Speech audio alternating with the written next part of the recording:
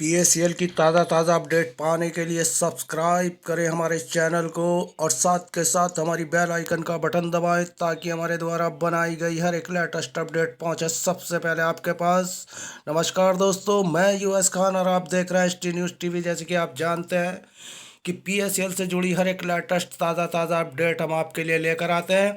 दोस्तों, आज जो हम आपके लिए अपडेट लेकर आए हैं, ये अपडेट आपके पास पहुंच गई होगी, लेकिन फिर भी 5,85,00,000 निवेशकों तक ये अपडेट नहीं पहुंची। इसी पर्पस में आज हम आपके लिए फिर ये अपडेट लेकर आए। अपडेट वही है, पीएसएल ने जिन निवेशकों से समिति की ओर से ऐसे संदेश यानी कि एसएमएस प्राप्त होता है जिसमें उनके पीएसएल द्वारा जारी किए गए मूल प्रमाण पत्र प्रस्तुत करने को कहा जाए, वे निवेशक कृपया अपने मूल प्रमाण पत्र इस पते पर भिजवा दें। जी हाँ दोस्तों, ये जो मैं आज आपके लिए अपडेट लेकर आया हूँ उसमें यहाँ पर इसका पूरा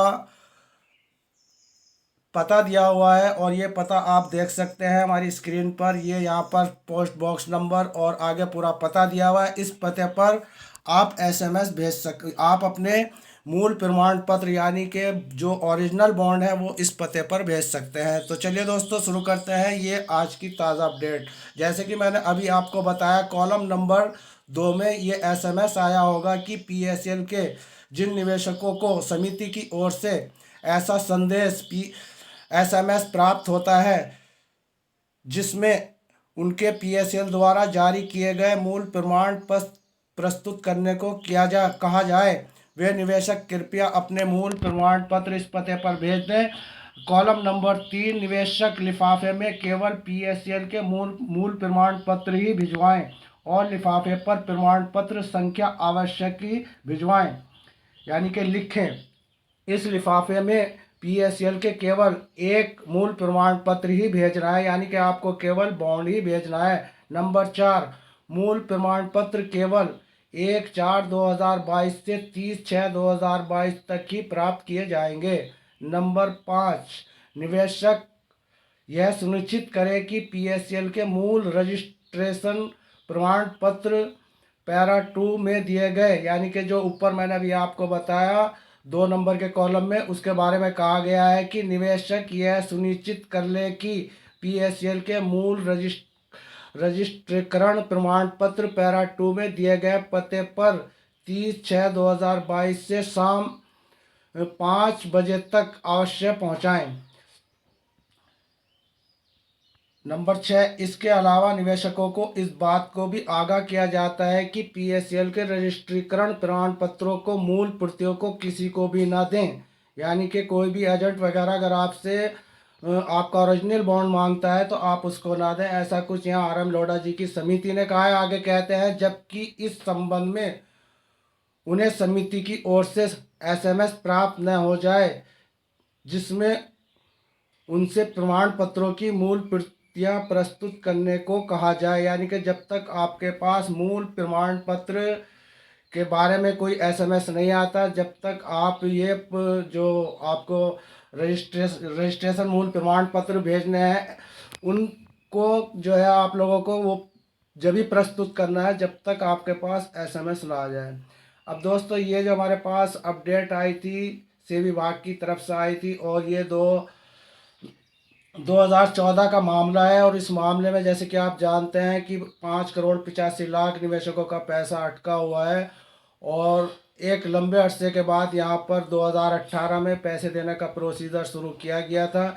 इस प्रोसीजर के संदर्भ में मैं आपको ये बताना चाहता हूँ कि 2016 में सुप्रीम कोर्ट का आदेश आया था कि सभी निवेशकों का पैसा दे दिया जाए, लेकिन वो आर एम लोढ़ा समिति या सेबी की तरफ से इसमें इतनी लेट लतीफ़ी हुई कि 2018 में ये प्रोसीजर चालू किया गया। ऑनलाइन प्रोसीजर चालू में 2,500 से 10,000 तक के निवेशकों के पैसे लौटाए गए और उनके जितने भी ऑनलाइन से बॉन्ड वगैरह और उनके जितने आरडी वगैरह मंगाई गई थी उन सभी को जो है सेबी विभाग के पास पहुंचा दिया गया था, लेकिन यहाँ पर फिर दोबारा ये मांगे गए हैं मूल प्रमाण पत्र।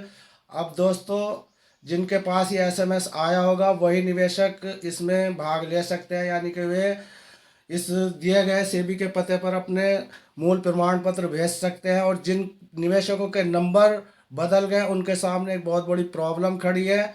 अब दोस्तों हमारा यही कहना है आपसे, अगर आपके ये 10,000 एक से लेकर 15,000 रुपये तक इस